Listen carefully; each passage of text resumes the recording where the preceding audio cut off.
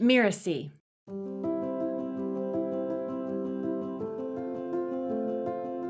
Because perhaps their process to create this breakthrough is that they have to quit at some point. And so that's very heartbreaking for us as a coach because we can see what's possible, but we're actually going to hold the space and be like, look, it's okay if you want to quit. And we might remind them, here's the breakthrough that you saw for yourself. What's the reason you chose into this in the first place? But if there is a point where we are trying to stop them from doing something, we are now getting in their way. Have you ever wondered why some changes feel surface level while others lead to breakthroughs? I'm going to explore the secrets behind breakthroughs and those elusive moments that elevate coaching to something truly profound. I'm Melinda Cohen, and you're listening to Just Between Coaches. I run a business called The Coaches Console, and we're proud to have helped tens of thousands of coaches create profitable and thriving businesses. This is a podcast where we answer burning questions that newer coaches would love to ask a more experienced coach. What sets a true breakthrough apart from just quick fixes? The answers to these questions and more might spark the next chapter of your own coaching journey.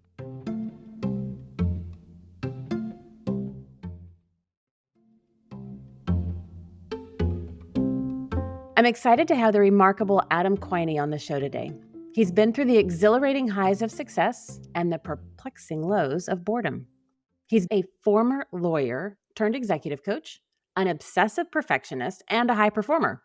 He knows what it's like to have it all on the surface level, yet feel a void within. And it's safe to say that Adam is someone who has undergone a powerful journey of self-discovery and transformation. Welcome, Adam. Hello.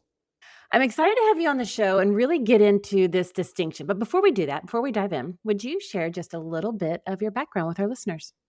So like broad brushstrokes, my first career was in software. So I was a software developer. I got into that line of work right after the dot-com crash. And then basically what was happening was I was righteously arrogant about why I didn't have enough responsibility or wasn't getting promoted enough. I was very focused on how I was being kind of maybe like spiritually wronged or something like that. And so I left that to pursue a career in law. And then while I found the study of law fascinating, super, super interesting, the practice of it seemed quite dull and very like tedious. And also like there was a lot of shutting my heart off and running everything through my head. And so at that point, I got pretty clear. I don't think I want to do this long-term as a career. And that's how I found my way into what I do now, which is executive coaching. Or probably a better term or better way to describe it would be transformational leadership coaching. Now, that's a word that I talk about a lot in my business with my clients. And so let's look at, transformational results versus transactional ones. Can you elaborate on what transformation means in this context and how it differs from those short-term or the surface level changes?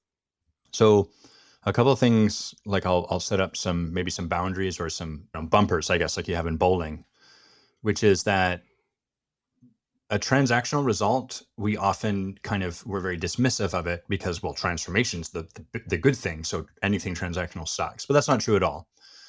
A transactional result is one that doesn't require a fundamental shift in the way we be in our life.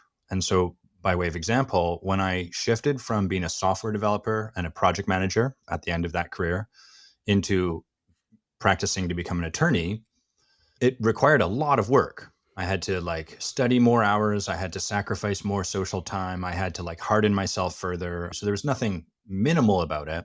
However, all of that stuff was already in my wheelhouse. It was already stuff I was reliable to do. I just had to do, or maybe a better way to put it was I had to be the way I was already being, better, harder, faster, and stronger. So I kind of had to double down on what I was already doing. That's what we could call kind of a transactional result. It didn't require any shift. It just required I get better at what I was already getting better at. Whereas to make the shift from the practice of law into the practice of transformational leadership, and specifically, for example, to go from a world where if I wanted to make more money, I was going to have to work more hours. If I wanted to make twice as much money, I was going to have to work twice as many hours, and nothing sort of special or different, no kind of breakthrough there. And to create the transformational result where I worked half as many hours and made twice as much money, that was going to require a breakthrough, a fundamental change in the way I showed up in my life. And so that hopefully gives a little bit of an idea of what we're talking about when we talk about a transformational result as opposed to a transactional one. Yeah, I really love that distinction. And when I was preparing for this conversation and I was reflecting on that difference myself, when I think about that surface level, that transactional, like you talk about, it's just changes in our actions. We just got to do things slightly differently to accomplish the goals that we set. But I love how you said, it's already in our wheelhouse. We just have to do more of it quicker, faster, harder, better. But the transformation, like that requires realignment of perspectives, adjustments in our beliefs. We have to undo things that keep us in the spot that we're in so that we can become a new person so that these changes or outcomes that we want can actually have a place to turn into reality. Like without it, it's not even possible. Yes. Yes. Like it's almost a trite metaphor now with the caterpillar into the butterfly, where flight for the caterpillar is a non-starter. It's not a conversation. It's impossible. The caterpillar could like build a runway, get trained by Usain Bolt, and then like run very fast down the runway and get really good at jumping, and it will never fly. No amount of that will ever result in flight. And the only way that flight will happen is through the metamorphosis, the transformation that happens inside that cocoon. So, how do you talk to people that are wanting outcomes? I mean, do you work with people who only want surface level change? Or are you like, sorry, that's not me. I'm not the coach for you. I only go for transformational breakthroughs. Or is all of it welcome in your coaching practice with clients? Well, that's a great question. I always meet people where they start. And pretty much, I would say, like anyone that says, oh, I only go for transformational breakthroughs in my life, I think that person's lacking a bit of self awareness. We can't see the limits of the worldview we've created for ourselves. Just like a fish can't see the water it swims in, and it's impossible. And so we might think, oh, yeah, I only go for transformational results and breakthrough, blah, blah, blah. But probably we're just pushing way out to the bounds of like the current identity, worldview, et cetera, that we've created. As we start to look and to explore, the first thing I usually do with clients is make that larger. And the way we make that larger would be like, okay, great. So you want twice as much money, but what for? Money is always a good place to start. And what are you hoping that'll give you? And blah, blah, blah. And we will start to come to this really interesting place that will sound a particular way. And the ways it'll sound are like, I don't know. Or, well, yeah, I'd like that, but. And once you start to hear those things, it means that you are pushing into the bounds of what's possible for this person. Anytime someone is like, well, I don't know, that tells us, oh, we're at the end of where they typically lead their inquiry. They don't go any further than here. They stop at, I don't know. And that's the end of it. Or, sure, I'd love to make twice as much money, Adam, but to do that, I would have to. And then here's the reason why they can't make twice as much money. And that's where their journey ends. That's where their breakthrough stops happening. And so we want to explore like, yeah, okay, got it. But if it was possible, or if you could also have the other thing you're afraid of letting go of, what would that be? And that's where we start to get into the realm of results that will require a breakthrough and that will really support them to go beyond. All of a sudden, as I'm hearing you describe this, analogies are just popping up all over the place for me in this conversation. But the Karate Kid movie is coming up when he wanted to learn karate to go beat this guy, whatever. And Mr. Miyagi's like, no, you will paint the fence. You will paint the house. You will wash the car. And he's like, no. And like, those are those surface level. It's like, ugh, that's not what I want. It's what's required. The transformational breakthrough, you couldn't even go for that until you learned those small changes. They had to build Yes. to pave the way. That's how I see it.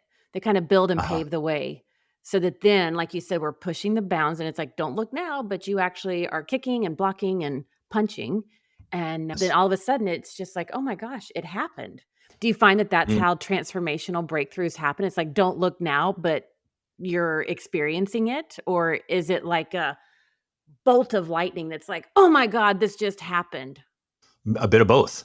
Hmm. So like the thing, part of the reason transactional or like shift based results are popular and so readily available is because the kind of the arc of our experiencing them is fairly straightforward. It's like, yeah, I'm practicing on the soccer field and then tomorrow I play soccer a bit better.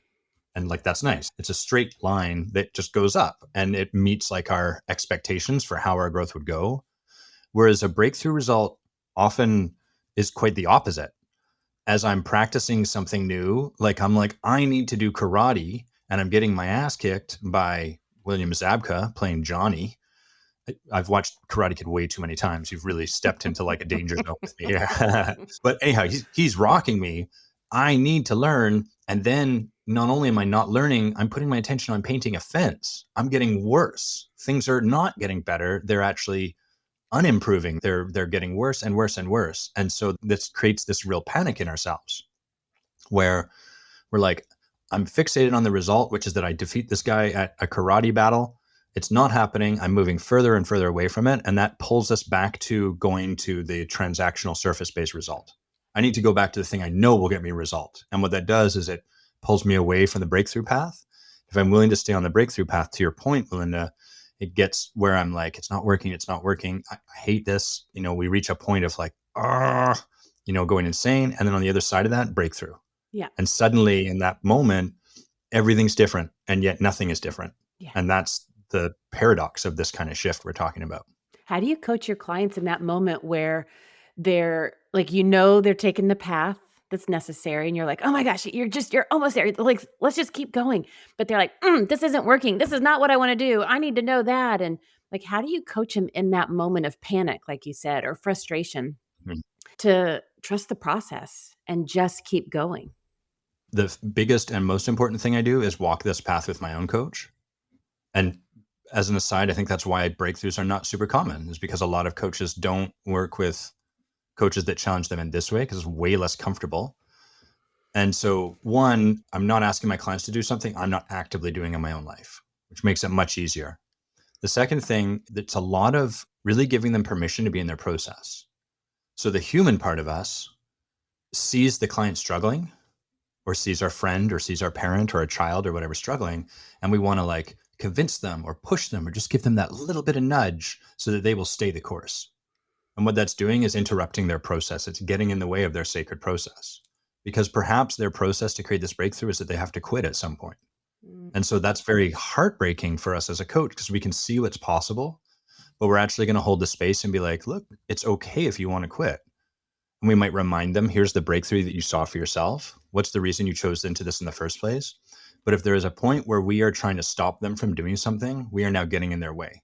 And once people feel an energetic push in one direction, we naturally create this sort of return compensating push in the back. So as soon as you're like, you should do this, Adam, you really should, there's a part of me that's going to be like, actually, I'm going to push back against that and not do this because you're telling me, and so on and so forth. Okay, I just want to land that here very selfishly for myself, but also for our listeners. There is a powerful but tiny distinction you just made. What I heard first was give them permission to be in the process. And what you just said was give them permission to be in their process, which might be very different, and let that be okay. Hold the space for however they need to show up. And that tiny little adjustment is profound and a good one. So thanks for bringing that to the conversation.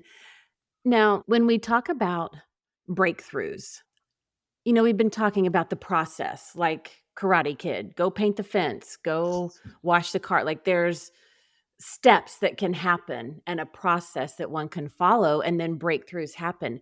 Can it be structured like that, or is it more random and unpredictable?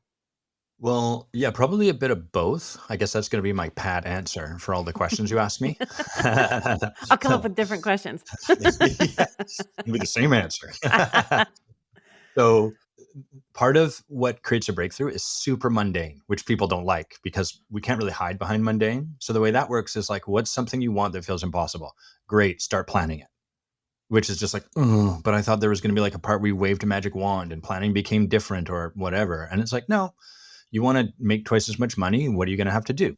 So that's the like structured part of it. That's important. Just like if someone wants to create a breakthrough in their experience of travel, the first thing that they have to do is just choose a place to travel to. So step one is to get clear, like on a thing to go towards and like to plan for it, to make a boring, mundane project plan to start to take the steps towards it. And then the beautiful thing is that all of that breakthrough work will happen along the way towards achieving that goal. And we know that to be true because the goal that they've set for themselves is one that's currently impossible. And so as they strive to plan and to make it happen, whatever always makes this impossible is going to kind of show up and make itself known. And they're going to come into a confrontation with it. It might look like, I don't like planning, so I'm just going to not do it. Great. There's the thing that's stopping them right out of the gate. And then they overcome that. I've got to take care of my parents, or I've got my kids, or I've got 60,000 other reasons why I can't do this. So I guess this won't happen. Great. There's the next thing that stands in the way. And so in that mundane, sort of just boring planning and moving towards, the stuff that always gets in the way will, as it always does, get in the way. And then we coach that and how they're showing up in relation to that. And that's where the breakthroughs can really take shape. Yeah, truly, it's a both and. I know when I work with my clients, or even when I do the work myself, whenever I'm setting goals, desires, intentions, I always, at the end of whatever that is that I've listed or created, I always put dot, dot, dot, or better. And it's Mm, just that reminder for me to allow the room for the random, quote unquote, the magic, to be dazzled by that which is greater than me, so that I stay in the realm of breakthrough possibility and not just, like you said earlier, the transactional of doing what I know quicker, faster, better, harder. But yes. really, that or dot, dot, dot, or better is what creates a container for me to live in that uncertainty, to live into the question mark as it's unfolding. So, how do you coach your clients when they're spending so much time out of their comfort zone? Well, it really depends. There's no like one way, of course. But one of the most fundamental things I'm really doing is supporting people to come back to a place where they trust themselves and their intuition, which sounds so like trite when I say it. And for many years, consequently, I completely resisted that. It was elusive for me. So, like, what happens in this westernized world that most of us live in, that has tons and tons and tremendous like opportunity and gifts and beautiful things it has to provide us, it's not all bad. But what happens is we're trained out of trusting our intuition. And the way that happens is like, oh, you are feeling compelled to do this. Well, don't. You should study for the next 3 years, because then you're going to go to college. And then once you're done college, you're not done studying because you have to practice for this and blah, blah, blah, blah, and blah, blah, blah. And there's some wisdom in this. Like, life isn't all about just following, I want a milkshake now, so I'm going to drink a milkshake. There's times when we have to like do something beyond just our immediate desire in the moment, but we're hyper weighted in the other direction. And so what happens is we all become very, very distrustful of our intuition, of our process, of what's showing up. And we ultimately hold ourselves without any reverence. And so a lot of the times when I'm working with clients and we're doing this like really deep work to support them to create what's next, something will show up and they're frustrated and they're not wanting to do something and they're trying to force themselves to do it. They're like, I need to write. It's really important I write. And yet I'm not doing it and I keep on doing it. What most coaching does is like, great, let's figure out how to force you to write. And there's not going to be much of a breakthrough in that. That's just sort of like, let's bully you. Again, let's not trust what's showing up. And the deeper work I find tends to be like, okay, so you're not wanting to write. Let's look at that. Let's explore what's going on there. And maybe on the other side of exploring that, you'll still create some structure to like actually have you overcome your resistance and write, but maybe not. And what really matters is that we explore and get to the bottom of what's really going on there and let that guide forward what happens next. Now, are breakthroughs something that you can measure? Like, are there indicators or signals that have happened, or is it just you'll know it when it happens? I think it's really valuable to try to create some kind of measurement for them. And we resist this. So a lot of times people might want, especially my kind of people who have huge hearts, really, really big brains, and learn to shut their hearts down and run everything through their head. Because what that afforded us was, I'm no longer dealing with the liability of having a big heart. What a relief. I can get stuff done. I can make money. I can blah, blah, blah. So people like that, often one of the breakthroughs that we're really craving once we finally seek out a coach is something like, I want like romance. I want passion in my life. I want color. I want connection. And that kind of desire, that kind of breakthrough, the way I've just described, it's very ephemeral and conceptual. Like, great, you want connection, but what does that even mean? How do we know you got that? And so what can be really powerful is to say like, okay, well, let's imagine a year from now, you have created that. You've created the breakthrough and connection, we'll say. What's going to look different in your life tangibly? And this will be annoying for people, which I'm more than willing to be, because I'm asking them to answer a question that they have no context for answering. They're like, I don't know, because I don't have connection in my life. And so it's sort of like, yeah, you got to imagine it a bit, make it up. What do you think it might look like? And so people will tend to have resistance to this, but with enough support, eventually they're like, I don't know, like maybe I do something with friends twice a week. That would be pretty cool. Okay, great. Anything else? Yeah, I guess like I have a partner. And like we do something other than just watch TV once a week. Okay, great. So we're starting to like build in a bit of reality around this idea of a concept called connection. And so what that does is it gives us the tangible thing that calls them forward, that kind of forces them onto the mat to confront the stuff that gets in the way. Whereas when people are just working with the idea like, I want more connection, there's nothing there that's going to really call you forward to face your fear. You're just going to sit there and be like, well, today, how did I do with connection? Well, I'm feeling pretty good today, so I guess I did good. And then tomorrow, I don't feel so good. I'm not doing so good with my breakthrough. So I think having some tangible things really, really serves people in this crazy breakthrough work. Yeah, I love that question. I ask my clients that a lot. How will we know from the outside looking at your life? How will we know that it's happened or that you've got it or that it's Mhm. been experienced? And you're right, they squirm because they like, I don't know. And I think it's our job as coaches to be a little annoying. Like Yes. when we have those moments with our clients and they want to hang up on us or like we're Mhm. on the right track. If you had to guess, what would it be? Just to spark the Yeah. thoughts, however wrong it might be or however loose it might be, but it has to be taken to the tangible. So I love that you brought that into the conversation. And Can I interject something there? Because there's of something very course, sacred in what you mentioned. We forget how to learn and how to do anything new as we age. Children are so masterful at it. It's why they're so good at discovery. And what you just described, Melinda, is the act of someone practicing remembering for themselves how to learn. You just take a swing, you get it wrong. And so even though it's just like, oh, it's a stupid moment, like it's easy to dismiss. Yeah, sure, I took a swing. I don't know, maybe it's this, maybe pigs fly out of my butt, whatever. But every time we do that, we come back to our birthright, which is this human ability to explore and to discover and to learn something new for ourselves. And so holding that space as coach is so, so sacred. I love that. That might be my favorite part of this whole conversation that we've had so far. That is beautiful. Thanks for landing that in the conversation. Mhm. Let's kind of keep going with that. I'm going to switch my questions here. Bringing in the magic. I talked about earlier the or better.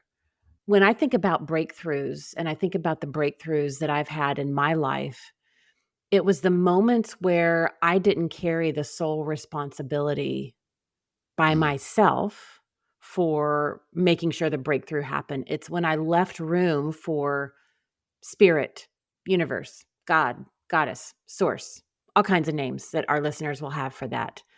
When I allowed room for spirit to co create with me, then all of a sudden, these synchronistic events, these quote unquote coincidences, the different signs, I would pay attention to those and it became like a popcorn trail that I was following that Uh-huh. helped make these breakthroughs even possible. Talk to me about your experience with that. So I was raised very, what's the best way to put it? If we were to look at it from like love, it would be very like a good critical thinker. And if through the lens of fear, it would be very cynical and skeptical. What sort of existed in me, part of the way I was being in my life was I don't trust anyone but myself. I don't trust other people and I don't trust spirit. There's no room in my life for even the contemplation of spirit, but I do trust this guy, Adam. And so what that did as a strategy, an unconscious strategy, but a strategy nonetheless, is it ensured that I was never let down. I was never betrayed because I didn't trust anyone but myself. And so there was only one guy I had to rely on, and that guy I could control. I could deal with him. Never mind that I constantly let myself down. So in the early days of this work, I was doing it all on my own. And I was creating it all on my own shoulders. And like it was nice and clean and predictable, but it was also a lot of work because it had to be, right? And there was a limitation to what I could manifest in the world because it was limited by my own capacity, right? I wasn't going to rely on other people unless I was kind of energetically managing them, and that required more of my capacity. So even asking for support, what's the point? I still have to control those people too, so it's best not to. And so this got me pretty far. And even as I started to do my own work and create my own breakthroughs, it was still like, what's the best way I can put it? Like there was still juice, to be gotten from this approach until there wasn't. And there came a point in my life where one, I was taking on my addictions. So I used to really, really have a lot of trouble with pot, alcohol, less sort of overt, but like was always a bit of a uneasy relationship, food. We could go on, but I won't. And so I was taking those on. I was also frustrated by how much I was working and kind of tired by it. And there was always enough food being put on the table, so to speak. Like I was always making enough money, but there wasn't like a real sense of ease. It was just like, okay, I got to do the next thing and the next thing. And so I started to take this stuff on. And what I really saw with the support of my coach, not her telling me this stuff, but her just helping me be in an inquiry with it, was like how much was leveraged just against me and how ultimately limiting that was starting to be. And so I started to like do a lot of work to cultivate a relationship with spirit. And I did that a number of ways. I did that through 12-step work. I mean, one of the beautiful things about recovery programs is that they are highly spiritual, and many of them are spiritual without a denomination required. And so you can kind of plug in without some of the baggage that exists with religion. I started to do a lot of work training with shamanic practices and First Nations practices and rites of passage and stuff like that. And for the longest time, it felt very rote, like I was doing this stuff, but I was just doing it. There was no like payoff. There was no like, oh my God, spirit showed up in front of me like a glowing figure. None of that. Just like, I'm going to sit down and meditate. I'm going to trust that this is working. And over time, kind of like we've been describing breakthroughs, it was sort of like nothing's happening. And then suddenly there was like someone turned a light switch on, and it became like, wow, there is like a divine orchestration of all of this. And there's like a design that each of us has. And really our job on this planet is to like be in the process of discovering our design and trusting and leaning into it. And so that has become what my life is like. And I will finish this off by saying, I don't always trust that because I was raised skeptical, and I'm smart and I like exploring and being critical in my thinking sometimes. And so when I get scared, all of that gets dismantled again. And then I have to find my way back to trusting it and to practicing with it. And then I open back up to spirit. So that's kind of what my process has and continues to look like. Thanks for sharing that experience and journey. I grew up the other end of that spectrum, having it readily available, just knowing like I breathe oxygen, that it exists. I find that my personal style working with my clients is making room for that spirit in those breakthroughs. And I bring that very transparent with my clients that if you're going to go on this journey with me, that's going to be part of the conversation.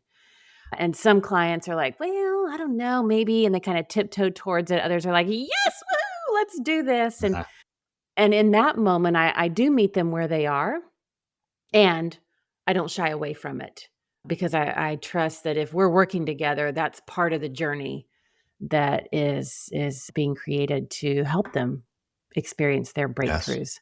For all of our listeners out there, because a lot of them are newer coaches, maybe they're brand new or in the first few years, are there other approaches or strategies that can help navigate the likelihood of these transformative moments happening for clients that our listeners can weave into their coaching practice? Anything else you want to share with that? The number one thing is so easy, and it's so easy to step over, which is work with your own coach. And work with your own coach in a paid coaching relationship. Because the thing about coaching is a lot of new coaches are afraid that it doesn't really work. We're afraid like it's snake oil that we're selling. And to be honest, there's a lot of the profession that is that. We don't want to step over that fact. But what happens when you work with your own coach is you discover how powerful this magic is. And it just becomes very easy, one, to enroll people in your work because you're like, the miracles that happen with my coach, oh my God, that's incredible. But two, you are walking that path yourself. It's so easy to see the underlying truth because I've walked through that path. So that's just the easiest thing that coaches can do. And it's the one we have the most resistance to because coaching costs money. And, it's like, well, I'll do that after I have clients. And it's like putting the cart before the horse, all that. So that's number one. And then number two is far simpler. And there's just four things required. The first is, where's the person currently in their life? So what's going on right now? For example, if they're showing up and they're like, I wish I had more money. Great. How much money do you have? What money do you have coming in? So we need to know where someone is. That's like standing in front of a map and finding the place that says you are here. Without that, the map's not very useful to us. So we need to know that first. Second, we need to know where do they want to get to? And sometimes people will talk for hours without telling you this. They'll spend an hour complaining about how things suck right now. So what they're doing is they're telling you where they are. Or they'll talk around it. I want more money. Great. How much? More. Yeah, but how much? We want to help them get clear on like, but where specifically do you want to get to? And then the third thing we want to know is, what's the gap between those two things? What's in the way of you already being there? And once we have those three things, then we can coach them. And the beauty of that little setup is it's so simple. And I train coaches and I see them step over this all the time. And what it leads to is confusion and frustration. And they're trying hard to help the client create a breakthrough without just having the very basics of the journey in place first. Once we have those basics in place, the rest becomes much easier. It comes forward out of that system that we've put in place. Yeah.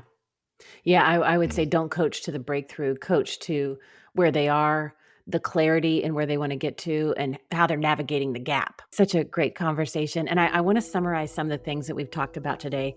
I really love how you kicked off our conversation with the distinction between the transformation versus transactional, where the transactional is just doubling down on who you already are, doing it quicker, faster, better, harder. But transformation requires a fundamental change in the way that you're showing up. I love the different analogies that we use with the butterfly and pressing the edge and getting into the fundamentals with the Karate Kid and Mr. Miyagi, and how we talked about the small changes along the way. And I love that distinction that you gave us when we're coaching our clients to trust the process when, it gets messy or uncomfortable, to, give the permission to be in their process, not just to trust the process that works, but to be in their process, whatever that might be for them. We talked about, what creates breakthroughs is the mundane, that it requires both the structure and the mundane and magic. I love how we explored the magic of the conversation, the or better, and making room for spirit to be part of the process. I love the simplicity you gave at the very end when you talked about here's 4 simple things that you can do to help facilitate breakthroughs. Adam, do you have any parting words for our listeners? I sure do. Never let Adam have the last word. Go for it. So this harkens back to the butterfly metaphor. And what I love about the process of the chrysalis, where the caterpillar metamorphoses into the butterfly, is that it goes into the cocoon and it enters this phase scientifically called gross bag of goo. So it becomes this disgusting bag of goo. And in this bag of goo, the caterpillar's DNA is dying. Its cells are slowly dying. And these new cells, born out of a type of cell called an ideation cell, are being born. And those are butterfly cells. So there's this period where you have caterpillar cells and butterfly cells coexistent inside this cocoon, inside this one life form. And what's fascinating to me is that while this is happening, the caterpillar's immune system attacks and actively fights and kills this new creature that is coming into existence because it doesn't recognize it. It does not equal or equate to the old form, the caterpillar. And so it says, kill that off. And eventually over time, the critical mass is achieved. There's enough butterfly cells and then the butterfly emerges. What is so heartbreakingly or movingly profound about that to me is that's what happens to each of us as we are transforming. Our ego, our identity, our known self notices this new shape of me trying to come into existence and attacks it and tries to kill it and tries to do things like, life's not that bad the way things currently are. Adam, you're fine this way. You make plenty of money. You don't need to have more friends. You blah, blah, blah, blah, blah, blah, blah. All of a conversation designed to bring me back to the status quo that I currently exist in. And what I love about that is that it requires something profound from each of us to create a breakthrough. And no one escapes that process where we will be under attack. And so anytime anyone is going through that process, whether at the very start or the very end, I just hold that as so sacred. And to get to bear witness to that is one of the most beautiful, profound things we can get to do as a human. Yeah, beautiful. Thank you for that. And thank you for listening to this episode of Just Between Coaches. A giant thank you to Adam for this incredible conversation. You can find out more about him at adamquiney.com. That's Adam Quiney, Quiney.com. And in the show note, you'll find the links to his website as well as to his podcast, The Transformational Leader, and his YouTube channel, Coaching with T. Adam, thank you so much for coming to the show. Thank you, Melinda. This has been a treat. I'm Melinda Cohen, and you've been listening to Just Between Coaches. Just Between Coaches is part of the Mirasee FM podcast network, which also includes such shows as Once Upon a Business and Making It. To catch the great episodes on Just Between Coaches, please follow us on Mirasee FM's YouTube channel or your favorite podcast player. And if you enjoyed the show, please leave us a comment or a star review. It's the best way to help us get these ideas to more people. Thank you, and see you next time.